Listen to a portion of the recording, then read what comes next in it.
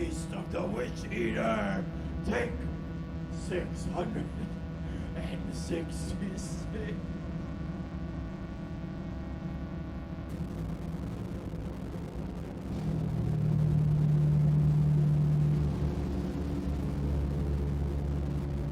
The feast bell tolls upon the witching hour.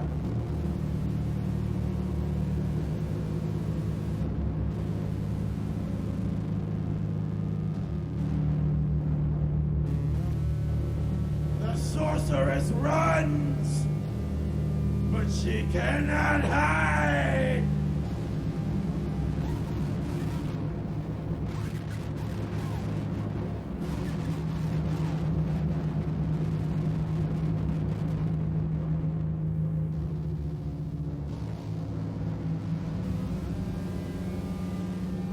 It's cold in the swamp.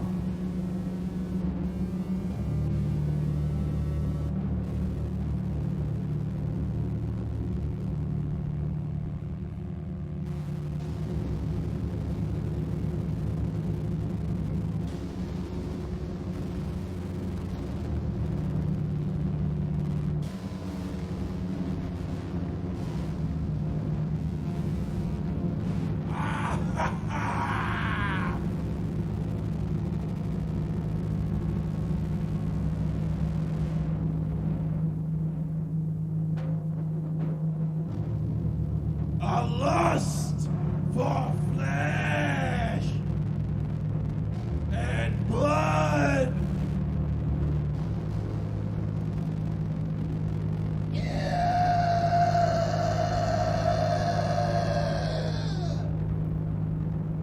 The magic tastes so good.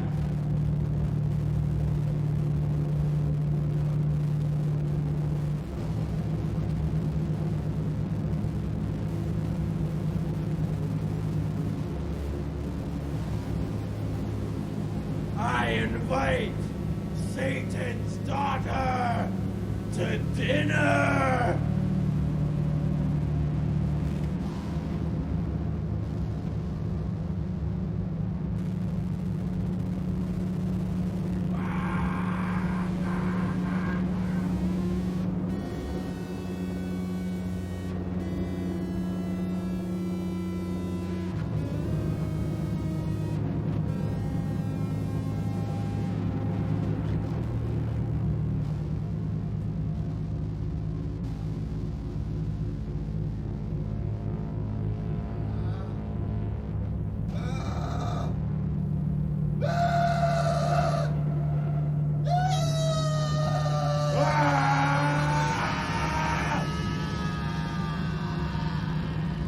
A dozen dismembered witches. And it's still not satiated.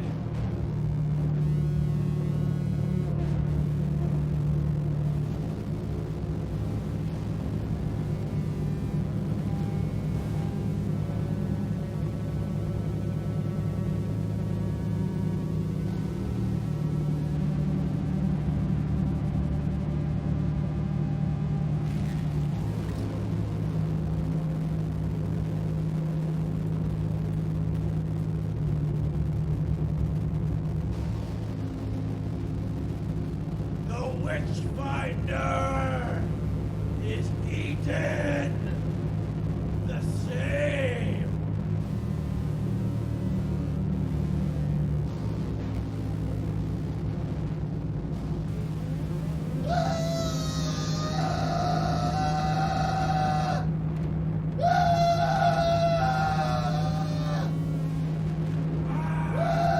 Wayo, Stein.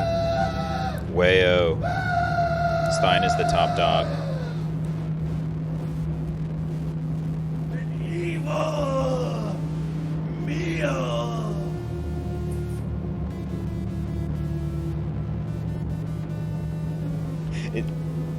Is that an evil meal?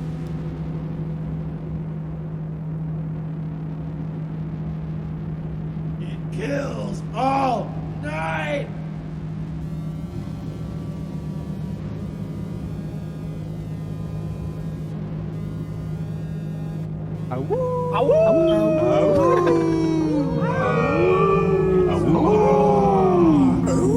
Is the festival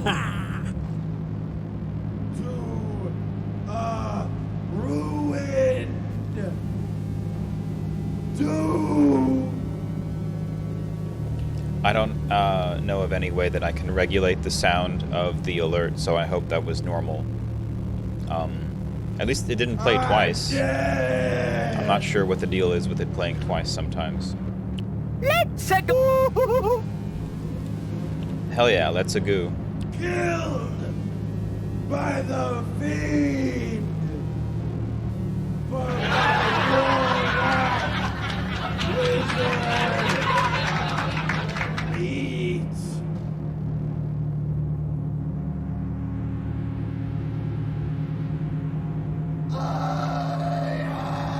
www.com.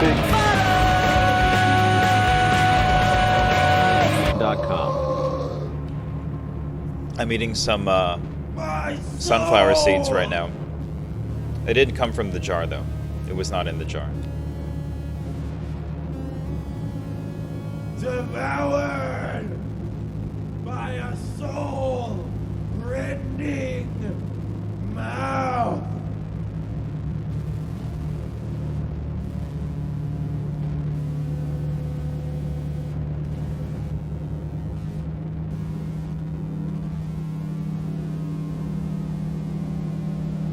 A gluttonous demon.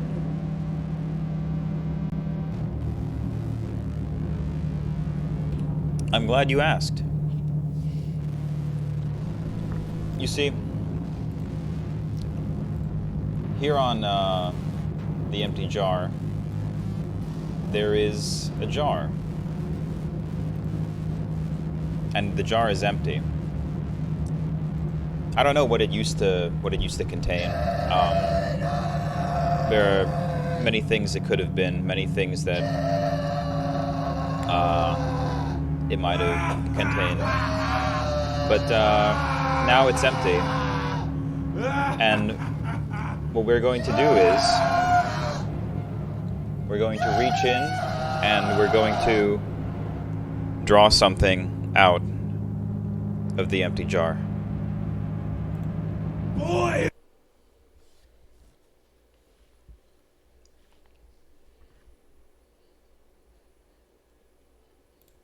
Falsity.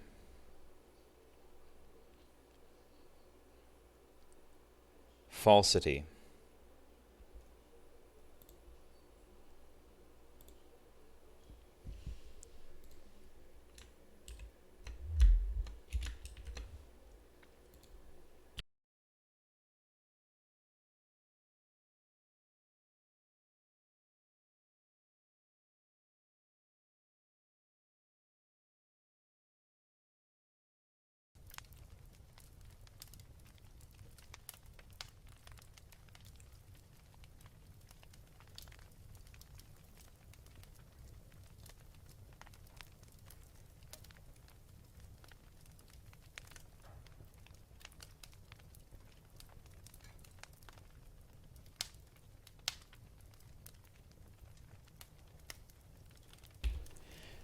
So today I'll be reading a story.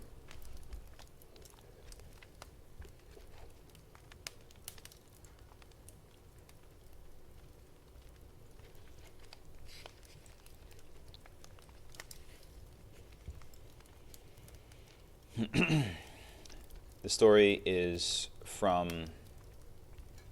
the Master and Margarita by Mikhail Bulgakov, translated by Diana Burgin and Catherine Tiernan O'Connor.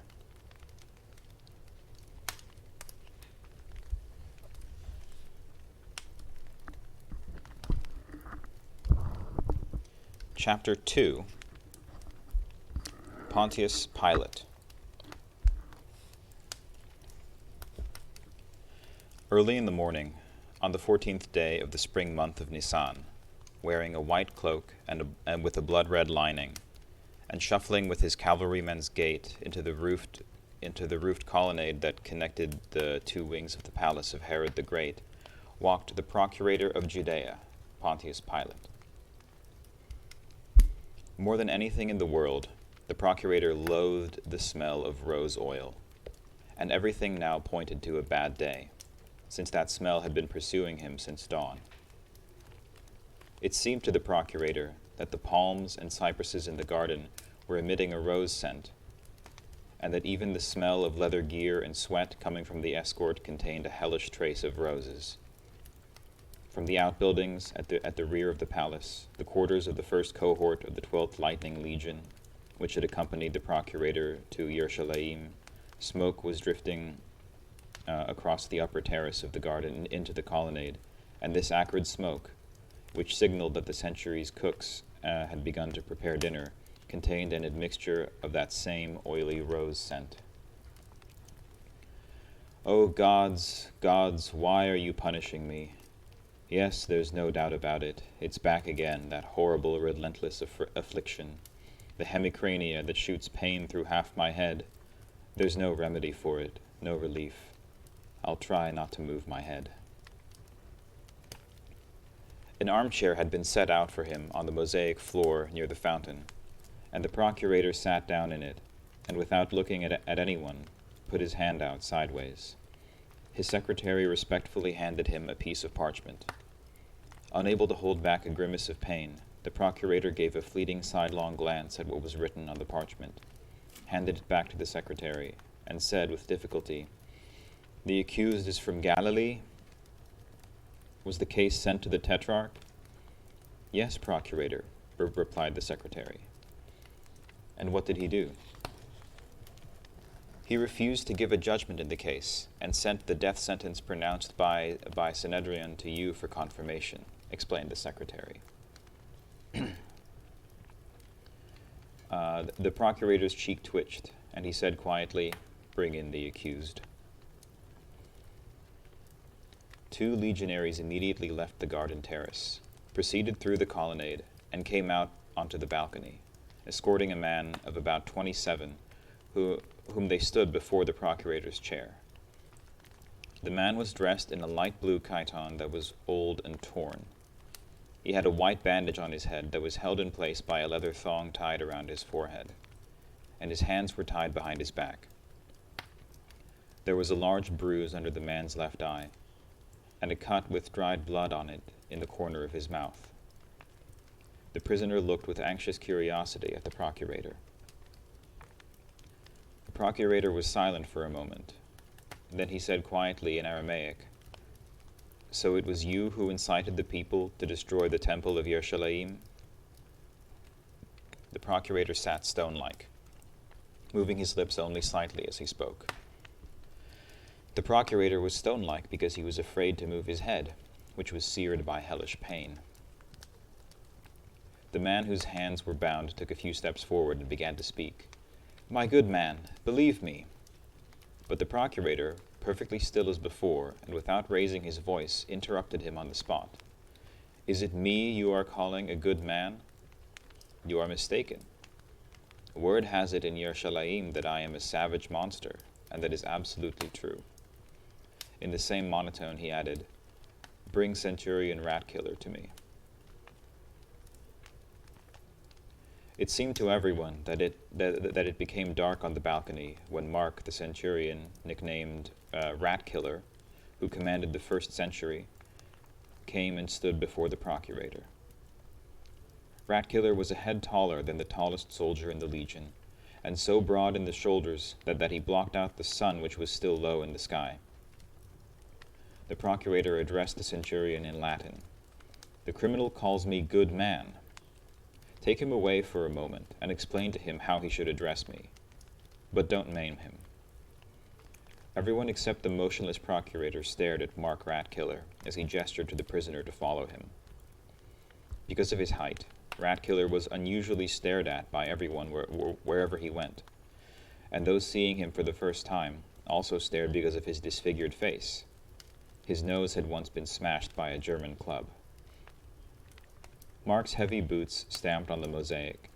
The bound man followed him out noiselessly. Complete silence ensued in the colonnade, and one could hear the doves cooing on the garden terrace by the balcony, and the water in the fountain singing a pleasant and intricate tune. The procurator felt the urge to get up, put his temple under the water, and freeze in that position. But he knew that even that would not help him. After leading the prisoner through the colonnade and out into the garden, Ratkiller took a whip from the hands of a legionary standing at the foot of a bronze statue and struck the prisoner a mild blow across the shoulders. The centurion's stroke was casual and light, but the bound man sank to the ground instantly, as if his legs had been knocked out from under him. He gasped for breath. The color left his face, and his eyes glazed over. With just his left hand, Mark lifted the fallen man into the air lightly, as if he were an empty sack, stood him on his feet, and began speaking in a nasal voice, mispronouncing the Aramaic words. "Address the Roman procurator as hegemon. Do not use other words. Stand at attention. Have you understood me, or do I have to hit you again?" The prisoner swayed on his feet, but got control of himself. His color returned. He caught his breath and answered hoarsely, "I understand you. Don't beat me." A minute later, he was standing before the procurator. A flat, sick-sounding voice was heard. "Name?" "Mine?" The prisoner responded quickly, demonstrating with all his being his readiness to answer sensibly and not to provoke more anger. The procurator said softly, "Mine, I know. Do not pretend to be more stupid than you are. Yours."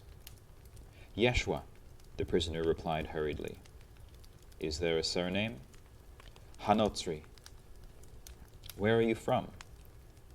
"The city of Gamala," answered the prisoner, indicating with a toss of his head that somewhere far away, off to his right in the north, was the city of Gamala. "Who are you by birth?" "I don't know exactly," the prisoner replied readily. "I don't remember my parents. I've been told that my father was a Syrian." "Where is your permanent residence?" "I have none," answered the prisoner shyly. "I travel from town to town." "That can be expressed more succinctly in one word. Vagrant," said the procurator. Then he asked, "Do you have any family?" "None. I am alone in the world." "Are you literate?" "Yes."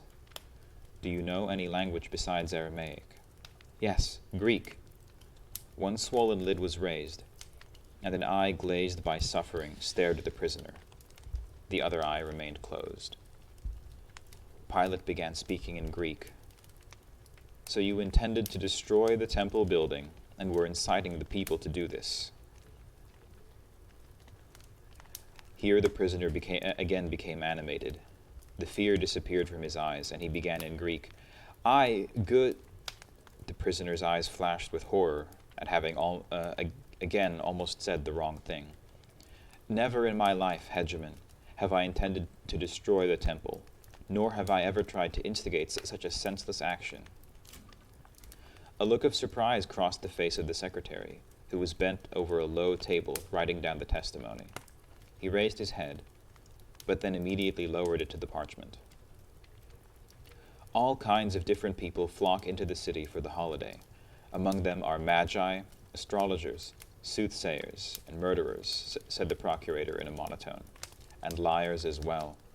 You, for example. It is plainly written, 'He incited the people to destroy the temple.' People have testified to that." "Those good people," began the prisoner, and after hastily adding, "Hegemon," he continued, "are ignorant and have muddled what I said. In fact, I'm beginning to fear that this confusion will go on for a long time. And all because he writes down what I said incorrectly." Silence ensued. Now both pained eyes gazed at the prisoner seriously. "I will tell you again, but for the last time. Stop pretending to be crazy, villain," said Pilate in a soft monotone. "Not much has been recorded against you, but it is enough to hang you." "No, no, Hedgeman," said the prisoner, straining every nerve in his desire to be convincing. "There's someone who follows me around everywhere, always writing on a goatskin parchment. And once I happened to see the parchment and was aghast. Absolutely nothing that was written there did I ever say. I begged him, 'For God's sake, burn your parchment.' But he snatched it out of my hands and ran away." "Who is he?" asked Pilate distastefully, touching his hand to his temple. "Levi Matvei," the prisoner explained willingly. "He was a tax collector. I first met him on the road in Bethphage, and the place where the fig orchard juts out at an angle, and I struck up a conversation with him. At first, he treated me with hostility, and even insulted me. That is, he thought he was insulting me by calling me a dog." Here the prisoner laughed. "I personally have no bad feelings about dogs that would cause me to take offense at the name." The secretary stopped writing and cast a furtive, surprised glance not at the prisoner, but at the procurator. "However, after he heard me out, he began to soften," continued Yeshua. "And finally, he threw his money down on the road and said that he'd come traveling with me." Pilate laughed with one side of his mouth, baring his yellow teeth. Turning his whole body to the secretary, he said, "O city of Yerushalayim, what tales it can tell! Did you hear that? A tax collector who throws his money on the road." Not knowing how to respond to that, the secretary deemed it obligatory to smile as Pilate had.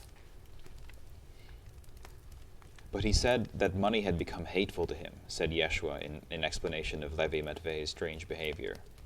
And then he added, "Since then he has been my traveling companion." His teeth still bared, the procurator glanced first at the prisoner and then at the sun, which was rising steadily over the equestrian statues of the hippodrome located far below to the right. And suddenly, as an agonizing wave of nausea swept over him, the procurator realized that the simplest way to get this strange miscreant off his balcony was with 2 words: hang him. Get rid of the escort too. Leave the colonnade, go inside the palace, order the room to be darkened, collapse on the bed, ask for some cold water, call piteously for his dog Banga, and complain to him about his hemicrania. Suddenly the thought of poison flashed seductively through the procurator's aching head. He looked at the prisoner with lusterless eyes, and was silent for a while, trying desperately to recall why this prisoner with a face disfigured by beatings was standing before him in Yerushalayim's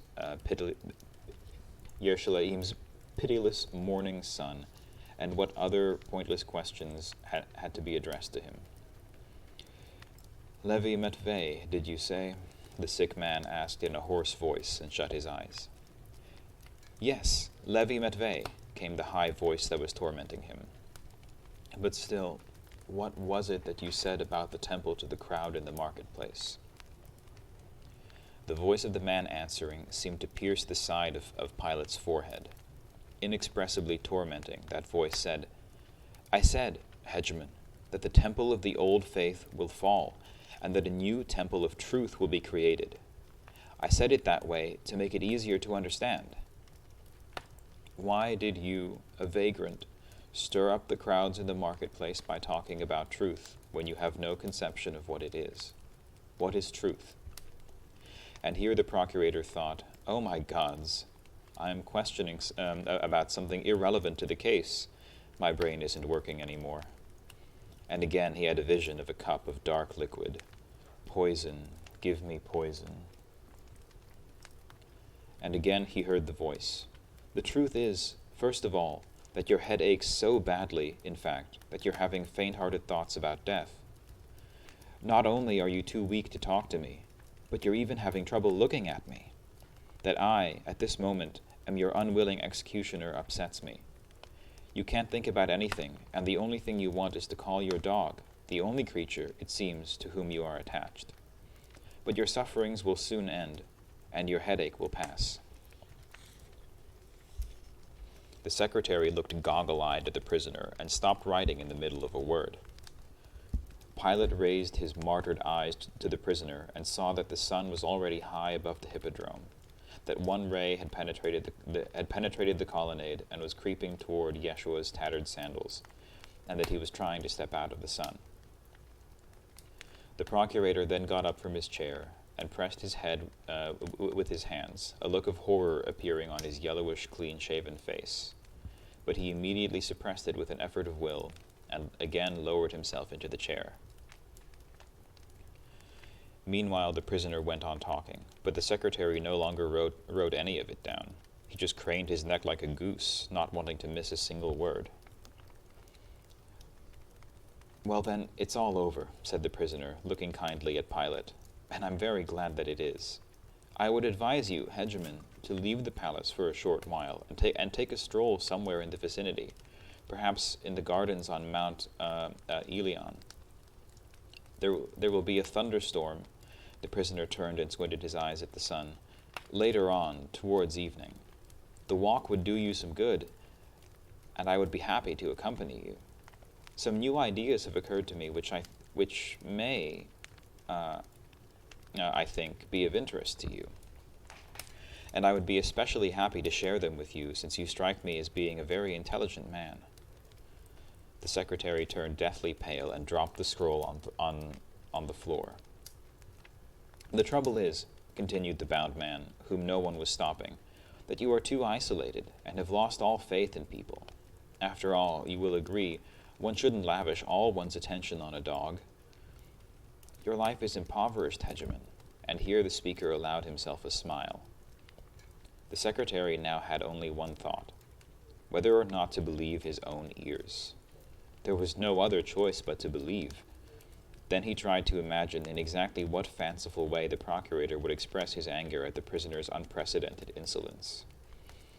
But the secretary could not imagine this, even though he knew the procurator very well. Then the procurator's hoarse and cracked voice was heard, saying in Latin, "Untie his hands." One of the legionaries in the escort tapped his spear, handed it to someone else, and went over and removed the prisoner's bonds.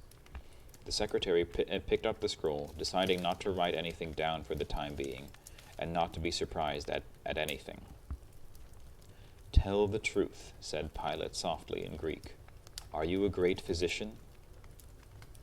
"No, procurator, I am not a physician," answered the prisoner, rubbing his mangled, swollen, reddened wrists with pleasure. Pilate looked probingly at the prisoner from beneath his brows, and his eyes, no longer dull, gave off their familiar sparkle.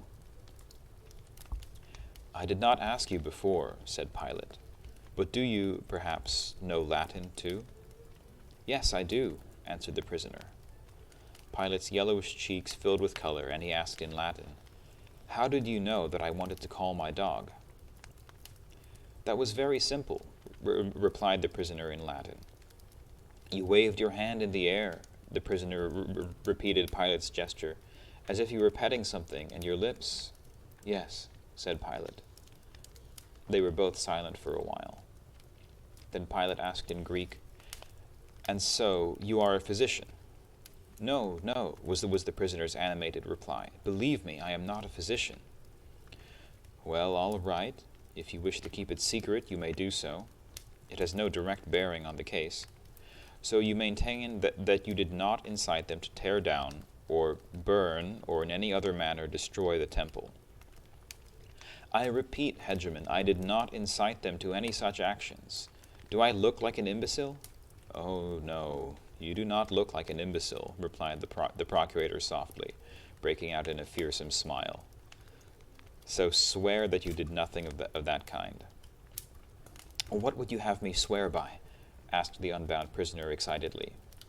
"Well, by your life," answered the procurator. "It is most timely that you swear by your life, since it is hanging by a thread. Understand that." "You do not think, do you, Hegemon, that you hung it there?" asked the prisoner. "If you do, you are very much mistaken." Pilate shuddered and answered through his teeth, "I can cut that thread." "You are mistaken about that too," retorted the prisoner, smiling brightly and shielding himself from the sun with his hand. "Don't you agree that the thread can only be cut by the one who hung it?" "Yes, yes," said Pilate, smiling. Now I have no doubt that the idle gawkers of Yerushalayim followed at your heels. I do not know who hung up your tongue, but he did a good job. By the way, tell me, is it true that you entered Yerushalayim through the Shushan gate astride a donkey and accompanied by rabble, who shouted their welcome to you as if you were some kind of prophet? Here the procurator pointed to the scroll of parchment. The prisoner looked uncomprehendingly at the procurator.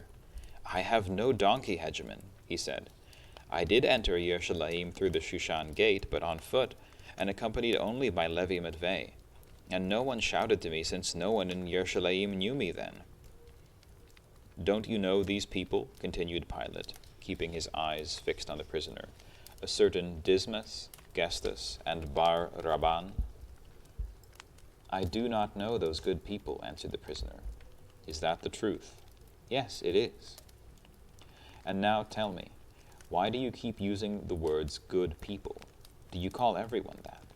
Yes, everyone, replied the prisoner. There are no evil people in the world. That is the first time that I have heard that, said Pilate with a laugh. But maybe I know little of life. You don't have to write down any more, he said to the secretary, although the latter had not been writing anything down. And then he continued speaking to the prisoner. Did you read that in some Greek book? No, I came to that conclusion on my own. And that is what you preach? Yes. But what about the centurion Mark, whom they call Rat Killer? Is he a good man? Yes, he is, answered the prisoner. But he's an unhappy man. Ever since good people disfigured him, he's been cruel and hard. I'm curious to know, who mutilated him? I'll gladly tell you, retorted Pilate, because I was a witness. Good people attacked him the way dogs attack bears. The Germans grabbed him by the neck, arms, and legs. An infantry maniple had been ambushed, and if the cavalry turma under my command had not broken through from the flank, the new philosopher would not have had to talk with Rat Killer. It happened in the battle of Idistaviso, in the Valley of the Maidens. If I could just talk to him, interjected the prisoner wistfully, I'm sure he would change drastically. I imagine, rejoined Pilate, that the legate of the legion would have little cause to rejoice if you took it into your head to talk to one of his officers or soldiers. Fortunately for all of us, however, that will not happen, and I'm the one who will see that it doesn't. At that moment a swallow darted into the colonnade, flew in a circle under the gilded ceiling, swooped down, and pointed its wing, almost grazing the face of one of the bronze statues in the niche, and then took cover behind the capital of the column. Perhaps it had decided to build a nest there. During the swallow's flight, the following thought was taking shape in the procurator's now bright and clear head. The hegemon had looked into the case of the vagrant philosopher Yeshua, called Hanotsri, and found the criminal charges against him to be unsubstantiated. Specifically, he found no connection whatsoever between Yeshua's actions and the recent disorders in Yerushalayim. The vagrant philosopher turned out to be mentally ill, in consequence of which the procurator does not confirm the death sentence pronounced against Hanotsri by the Lesser Sanhedrian. However, in view of the fact that Hanotsri's insane utopian speeches might cause unrest in Yerushalayim, the procurator is removing Yeshua from Yerushalayim and sentencing him to confinement in Stratos Caesarea on the Mediterranean, that is, the site of the procurator's residence. All he had to do was dictate it to the secretary. The swallow's wings whirred above the hegemon's head, and the bird made a dash for the basin of the fountain and flew out into freedom. The procurator looked up at the prisoner and saw a column of dust swirling up next to him. Is that all there is against him? Pilate asked the secretary. Unfortunately, no, replied the secretary unexpectedly, and he handed Pilate another piece of parchment. What else is there, then? Asked Pilate with a frown. After he read the parchment, his face changed even more, either because of the dark blood suffusing his neck and face, or because of something else. His skin lost its yellow cast, turned grayish-brown, and his eyes seemed to sink in. The blood pouring and pounding into his temples was probably also responsible for what had happened to the procurator's vision. He seemed to see the prisoner's head float off somewhere, and another head appear in its place. On top of this bald head was a gold crown with widely spaced points. On the forehead was a round sore, eating away at the skin and smeared with ointment. The mouth was sunken and toothless, with a capricious and protruding lower lip. Pilate had the feeling that the rose columns on the balcony had disappeared, as had the roofs of Yerushalayim in the distance below the garden, and that everything around him had drowned in the thick greenery of the Caprean gardens. And something strange had happened to his hearing, too. Trumpets seemed to be sounding softly and menacingly in the distance, and a nasal voice was clearly heard, haughtily intoning the words, "The law pertaining to insults to the sovereign." Brief, strange, disconnected thoughts sped through his brain. He is lost, then. We are lost. And included among them was a totally absurd notion about some sort of immortality, and for some reason this immortality evoked a sense of unbearable anguish. Pilate pulled himself together, drove away the vision, directed his gaze back to the balcony, and the eyes of the prisoner again appeared before him. "Listen, Hanotzri," began the procurator, looking at Yeshua rather strangely. The procurator's face was menacing, but his eyes were anxious. "Did you ever say anything about the great Caesar? Answer. Did you? Or did you not?" Pilate drew out the word "not" a bit longer than was appropriate at a trial, and his eyes transmitted a certain thought to Yeshua, which he seemed to want to suggest to the prisoner. "It is easy and pleasant to tell the truth," observed the prisoner. "I do not care," retorted Pilate in a choked and angry voice, "whether you find it pleasant or unpleasant to tell the truth, but you will have to tell the truth. And when you speak, weigh every word, unless you want a death that is not only inevitable, but excruciating as well." No one knows what had come over the procurator of Judea, but he permitted himself to raise his arm, as if shielding himself from the sun, and, using his hand as a shield, to shoot a meaningful glance at the prisoner. "And so," he said, "answer the question. Do you know a certain Judas from Kerioth, and if so, what exactly did you say to him if you said anything about Caesar?" "It happened like this," began the prisoner willingly. "The day before yesterday in the evening, I met a young man near the temple, who called himself Judas, from the town of Kerioth.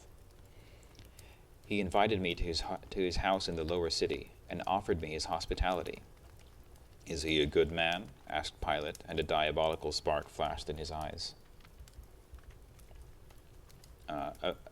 A very good man, and eager for knowledge," assented the prisoner.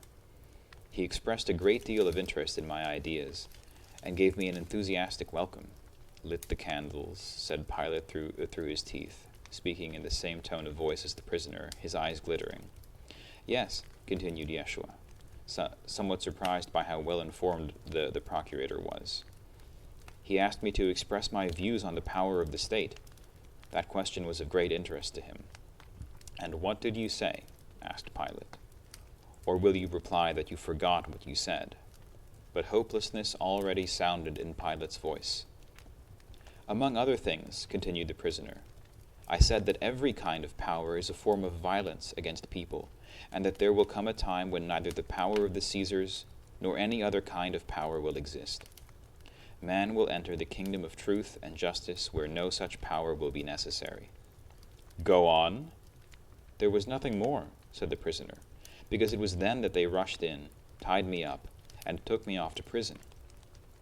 Trying not to miss a word, the secretary quickly scribbled everything down on the parchment. "There is not, never has been, and never will be any greater and finer power on earth than the power of the Emperor Tiberius." Pilate's broken and ailing voice swelled forth. For some reason, the procurator looked at the secretary and the escort with hatred. "And it is not for you, insane criminal, to debate it." Pilate then began shouting, "Remove the escort from the balcony."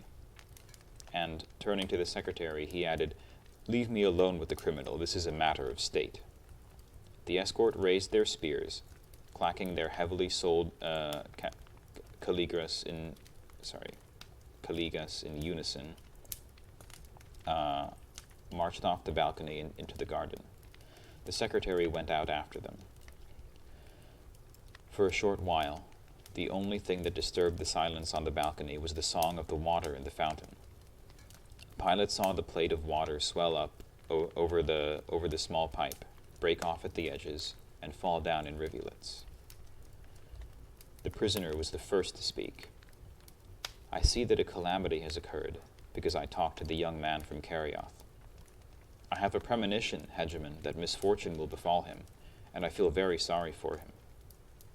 "I think," replied the procurator with a strange laugh, "that there is someone else in the world you ought to feel sorrier for than Judas of Kerioth, someone whose fate will be far worse than Judas's. And so, Mark Ratkiller, a cold and confirmed executioner, the people, who, as I can see," the procurator pointed to Yeshua's disfigured face, beat you for your preaching, the outlaws Dismas and Gestus, who, along with their gang, killed 4 soldiers, the filthy traitor Judas, are they all good people?" "Yes," answered the prisoner, "and the kingdom of truth will come." "It will, Hegemon," replied Yeshua with conviction. "It will never come," Pilate shouted in such a terrible voice that Yeshua recoiled. Many years before, in the Valley of the Maidens, Pilate had shouted to his cavalrymen in the same voice, "Cut them down, cut them down, they've got the giant rat killer." He raised his voice, cracked from giving commands, even higher, shouting out the words so that they would be heard in the garden, "Criminal, criminal, criminal." And then, his voice lowered, he asked, "Yeshua HaNotzri, do you believe in any gods?" "There is only one God," replied Yeshua. "I believe in him." "Then pray to him. Pray as hard as you can. But," here Pilate's voice dropped, "it won't help. Have you no wife?" asked Pilate, sounding somehow depressed, not comprehending what was happening to him. "No, I'm alone." "Hateful city," Pilate muttered suddenly.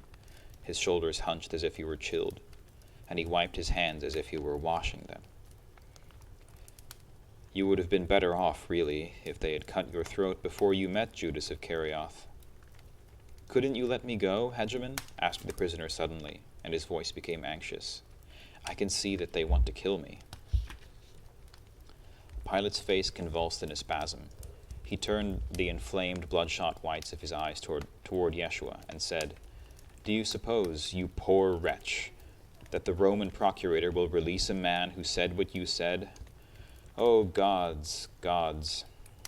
Or do you think that I am prepared to take your place? I do not share your ideas. And listen to me.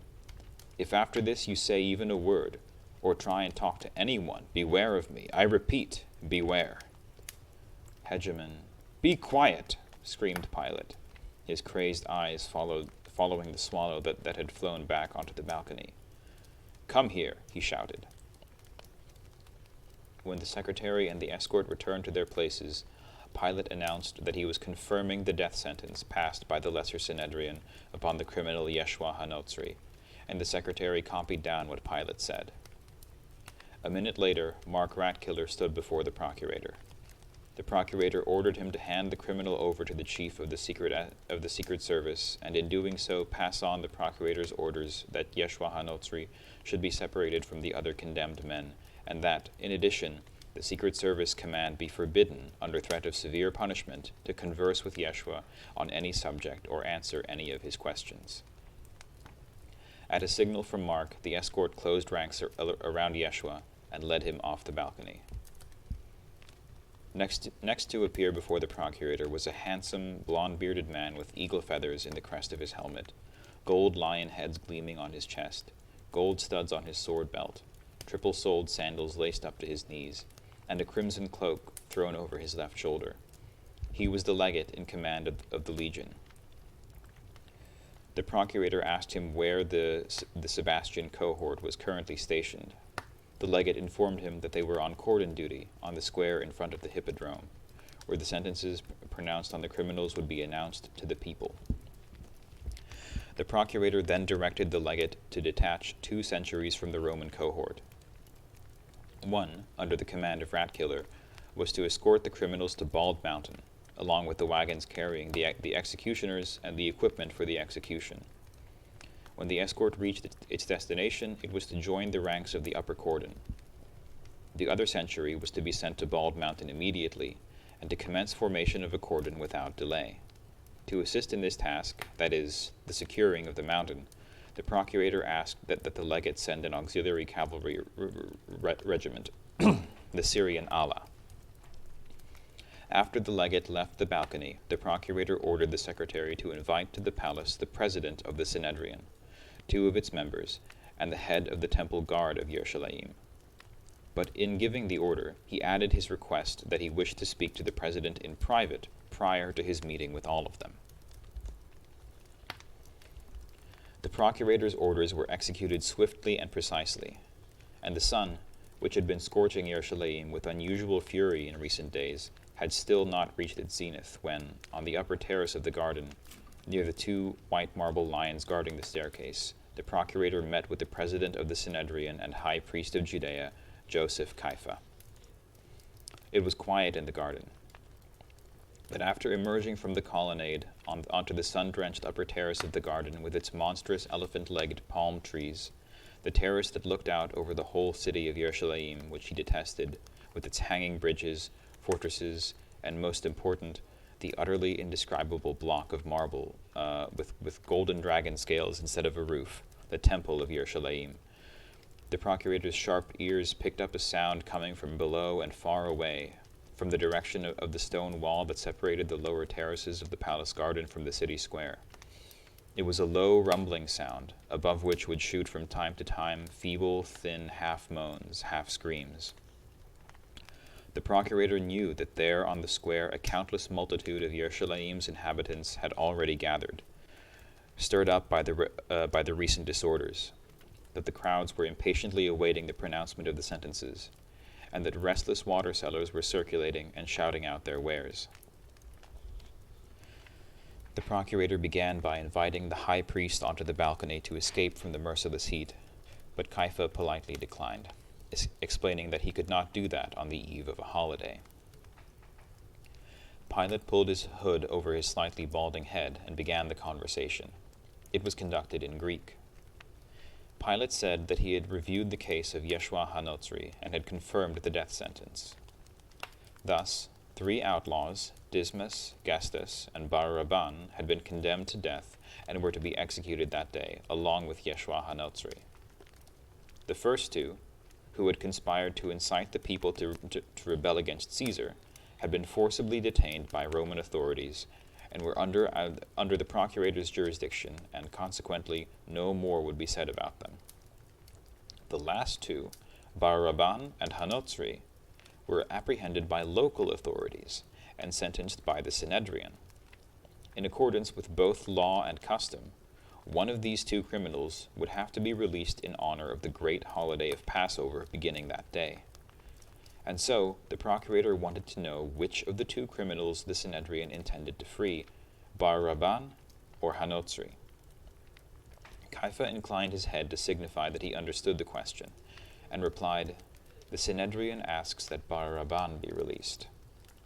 The procurator knew very well that this would be the high priest's answer, but his task was to appear astonished by such a reply. Pilate did this with great skill. The eyebrows on his haughty face arched upwards, and the procurator looked at the high priest with amazement. "I must admit your reply astonishes me," began the procurator softly. "I fear there may be some misunderstanding here." Pilate went on to explain. The Roman government did not infringe upon the rights of the local religious authorities, as the high priest well knew. But in this particular instance an obvious mistake seemed to have been made, and naturally the Roman government had an interest in correcting that mistake. In point of fact, the crimes committed by Bar-Rabban and Hanotzri were not comparable in terms of seriousness. The latter, clearly a deranged individual, was guilty of making absurd speeches that incited the people of Yerushalayim and other locales, but the former bore a far heavier burden of guilt. Not only had he made direct calls to rebellion, he had even killed a guard in the attempt to arrest him. Bar Rabban was incomparably more dangerous than Hanotzri. In view of all the above, the procurator was asking the high priest to review the decision and to release the less dangerous of the two condemned prisoners, which was, without question, Hanotzri. And so, Kaifa said in a quiet but firm voice that the Sanhedrin had reviewed the case very thoroughly, and again reiterated its intention to free Bar Rabban. What? Even after my petition? A petition made by a spokesman of the Roman government? Repeat it, high priest, for a third time. I am informing you for the third time that we are freeing Bar Rabban, said Kaifa quietly. It was all over, and there was nothing more to be said. Hanotzri was departing forever, and there would be no one to cure the procurator's horrible, savage headaches. There would be no remedy for them except death. But it was not this thought that struck Pilate at that moment. That same incomprehensible anguish which had come over him on the balcony pierced his entire being once again. He immediately tried to explain this anguish, and the explanation was strange. The procurator had the dim sense that there was something he had not finished saying to the condemned man, or perhaps something he had not finished listening to. Pilate dismissed that thought, and it flew away as fast as it had flown in. The thought flew away, and the feeling of anguish remained unexplained, for it could not be explained by a second brief thought that flashed like lightning and immediately died out. Immortality. Immortality has come. Whose immortality has come? The procurator did not understand this, but the thought of that mysterious immortality made him turn cold despite the broiling sun. Very well, then, said Pilate. So be it. Then he looked around, surveyed the world that was visible to him, and was amazed at the change that had occurred. The rosebush, laden with flowers, had vanished, as had the cypresses bordering the upper terrace, and the pomegranate tree, and the white statue in the foliage, even the foliage itself. In place of all this floated a crimson sediment in which seaweed began to sway and move somewhere, and Pilate moved along with it. Now he was engulfed by the most terrible rage of all, a rage that choked and burned him, the rage of powerlessness. I'm suffocating, said Pilate, suffocating. With a cold, damp hand, he tore the clasp off the collar of his cloak, and it fell on the sand. It's stifling today. It's stifling today. A thunderstorm is brewing, rejoined Kaifa, staring intently at the procurator's reddened face, and foreseeing all the torments yet to come. What a terrible month Nisan has been this year. No, said Pilate, it's not the sultry weather that's making me suffocate, it's you, Kaifa. And narrowing his eyes, he smiled and added, Beware, high priest. The high priest's dark eyes flashed, and no less artfully than the procurator had earlier, he put a look of astonishment on his face. What am I hearing, procurator? Replied Kaifa proudly and calmly. Are you threatening me over a sentence you confirmed yourself? Can that be? We are accustomed to having the Roman procurator choose his words carefully before he speaks. What if someone overheard us, Hegemon? Pilate looked at the high priest with dead eyes and bared his teeth in a smile. What are you saying, high priest? Who could possibly overhear us here? Do I look like the young, vagrant, holy fool who will be executed today? Am I a boy, Kaifa? I know what I'm saying and where I'm saying it. The garden is cordoned off and the palace is too, so there's not even a crack for a mouse to squeeze through.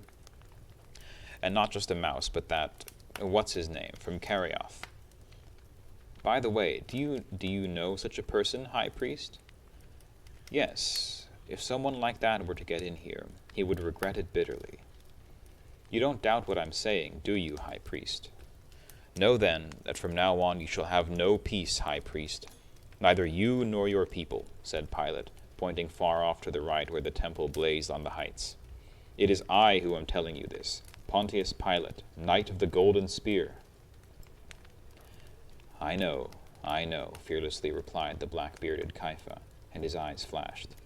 He raised his hand up to the sky and went on. The people of Judea know that you hate them with a fierce hatred and will cause them many torments, but you will never destroy them. God will defend them. He will hear us, the almighty Caesar will hear us, and he will protect us from the scourge of Pilate. Oh no, exclaimed Pilate, feeling more and more at ease with every word he spoke. He did not have to pretend any more. He did not have to choose his words carefully. You have made too many complaints against me to Caesar, and now my time has come, Caiaphas.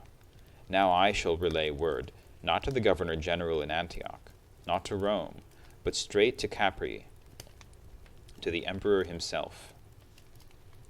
Word about how you are shielding known rebels from death. And then it will not be water from Solomon's pool that I shall give Yerushalayim to drink, as I had wanted to do for your benefit. No, it will not be water.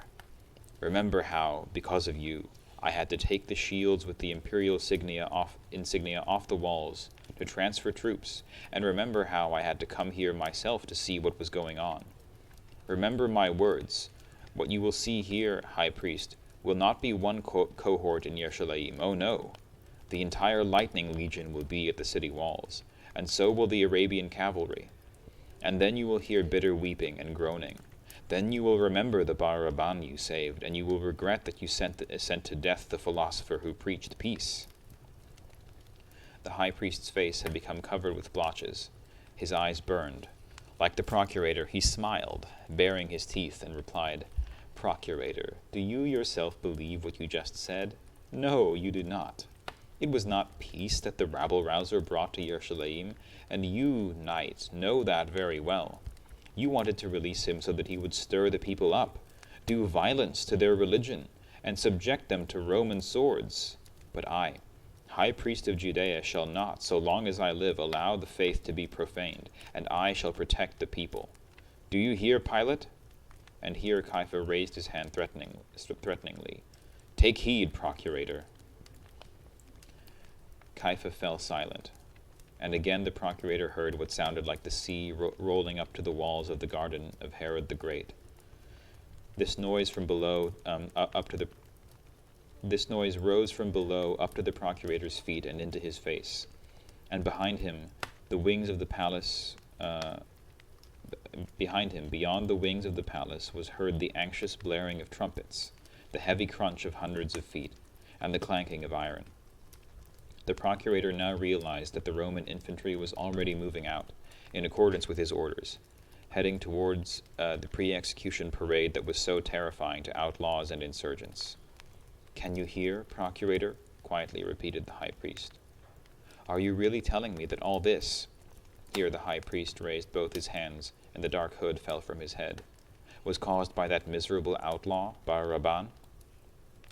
The procurator wiped his cold, damp forehead with the back of his wrist, and looked down at the ground.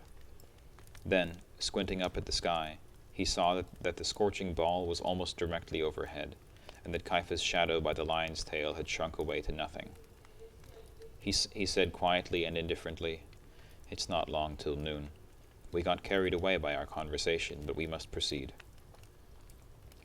After making intricately worded excuses, Pilate asked the high priest to sit down on a bench in the shade of the magnolias, and wait while he summoned the others needed for the brief, final meeting, and gave one last order regarding the execution. Caiaphas made a polite bow, his hand pressed to his heart, and remained in the garden while Pilate returned to the balcony. There he ordered the waiting secretary to summon to the garden the legate of the legion, the tribune of the cohort, 2 members of the Synhedrion, and the chief of the temple guard, all of whom were awaiting his summons on the lower terrace in the round gazebo with the fountain. Pilate added that he himself was about to go out to the garden, and then disappeared inside the palace. While the secretary gathered people for the meeting, Pilate was in a darkened room, shuttered against the sun, meeting with a man whose face was half covered by a hood, even though the sun's rays could not possibly have bothered him in that room. The meeting was extremely brief. The procurator said a few quiet words to the man, who then left. and Pilate returned to the garden through the colonnade. There, in the presence of everyone whom he had wished to see, the procurator solemnly and dryly acknowledged his confirmation of Yeshua HaNotzri's death sentence, and formally asked the members of the Sanhedrin which of the criminals they wished to spare. After receiving the answer that it was Bar-Rabban, the procurator said, "Very well," and ordered the secretary to enter it into the official record, squeezed the clasp which the secretary had picked up off the sand, and said solemnly, "It is time." All present then started down the wide marble staircase between the walls of roses that exuded an overpowering scent. They descended lower and lower to the palace wall, to the gates that opened out onto a large, smoothly paved square, at the far end of which could be seen the columns and statues of the Yerushalayim Hippodrome. As soon as the group emerged from the garden onto the square and mounted the vast stone platform that dominated it, Pilate surveyed the scene through narrowed eyelids and assessed the situation. Although the space he had just traversed, that is, from the palace walls to the platform, was empty, he could no longer see the square directly in front of him because it had been devoured by the crowd. The crowd would have engulfed the platform and the open space as well if it had not been held back by the triple row of Sebastian soldiers on Pilate's left and the soldiers of the Iturean auxiliary cohort on his right.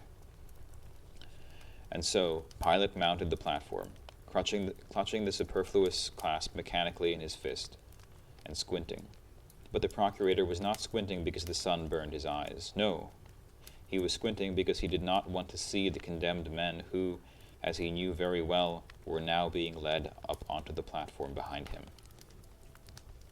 As soon as the white cloak with crimson lining appeared atop the stone cliff, high above the edge of the human sea, a wave of sound assailed the ears of the unseeing Pilate. It began softly, originating somewhere in the distance near the hippodrome, then attained a thunderous volume, which lasted for several seconds before beginning to subside. "They've seen me," thought the procurator. Rather than ebbing completely, the wave unexpectedly began to swell once again, rising even higher than before, and on top of this second wave, like seething foam on the crest of a breaker, whistles and women's screams were heard above the thunder. "They've been led onto the platform," thought Pilate, and there are screams because several women were crushed when the crowd surged forward.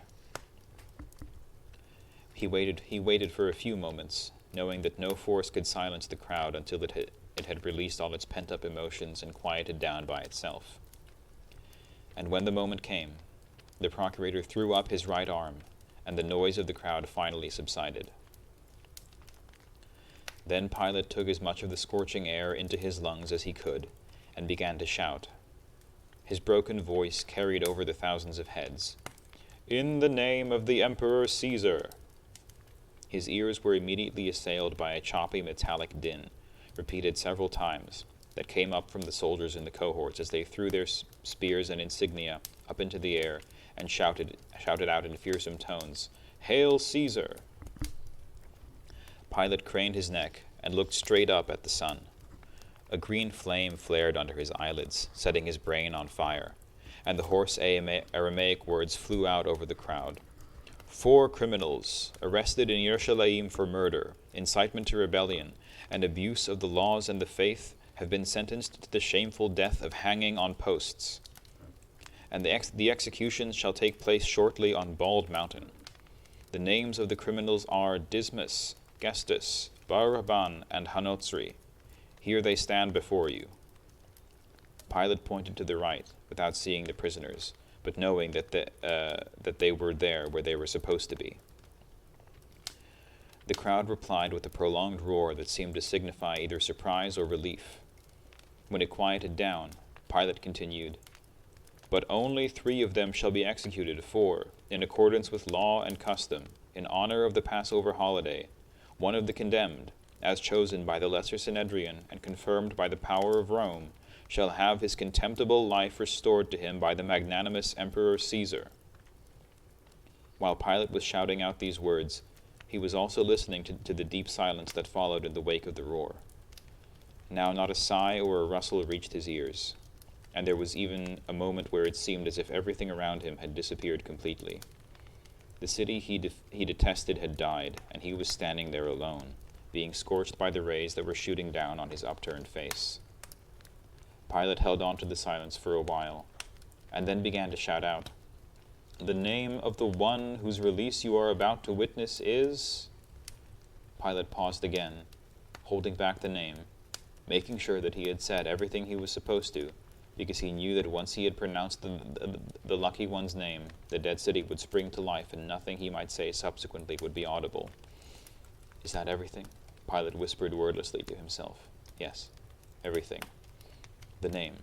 And, rolling the R out over the silent crowd, he cried out, "Baraban!"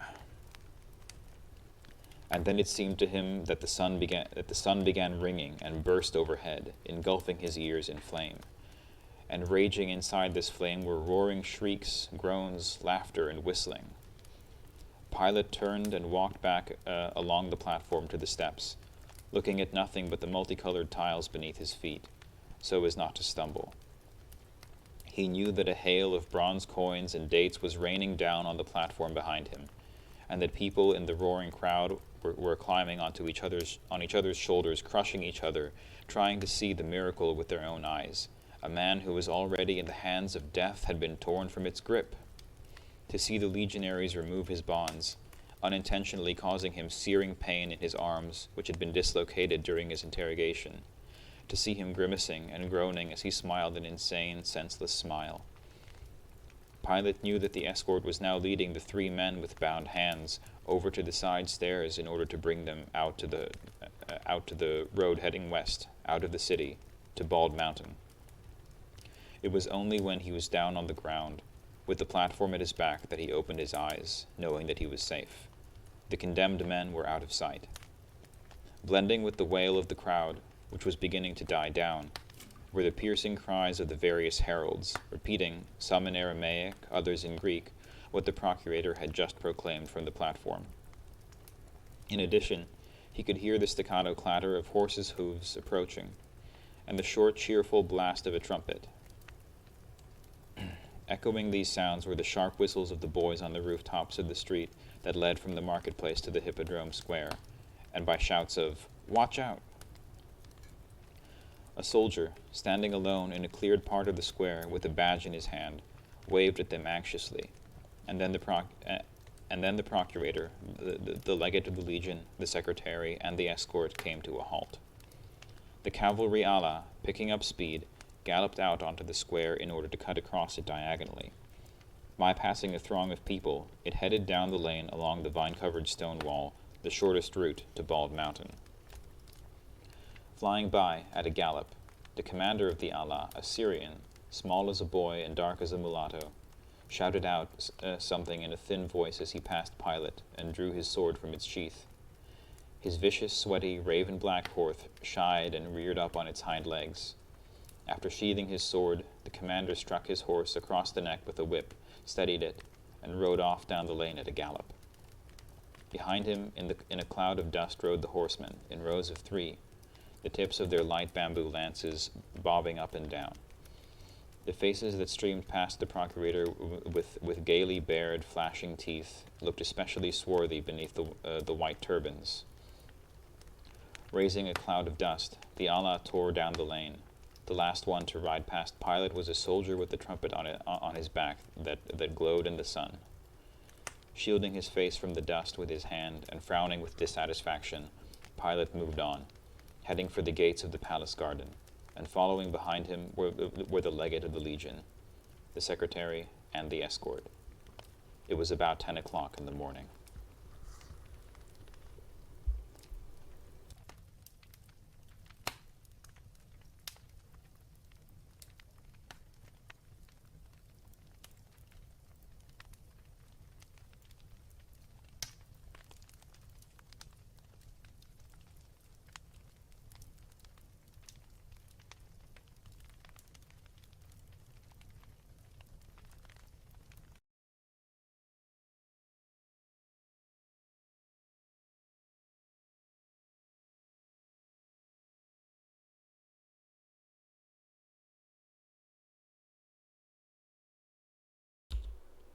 Sky. Sky.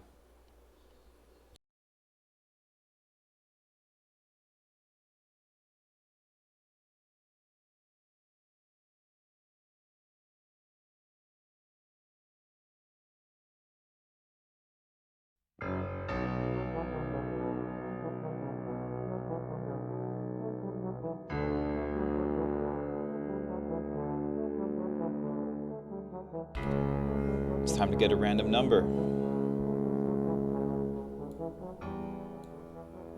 Random number from 1 to 1 billion. Hang on, is that the right number of zeros? Gotta try again. There we go. The number is 209,618,672.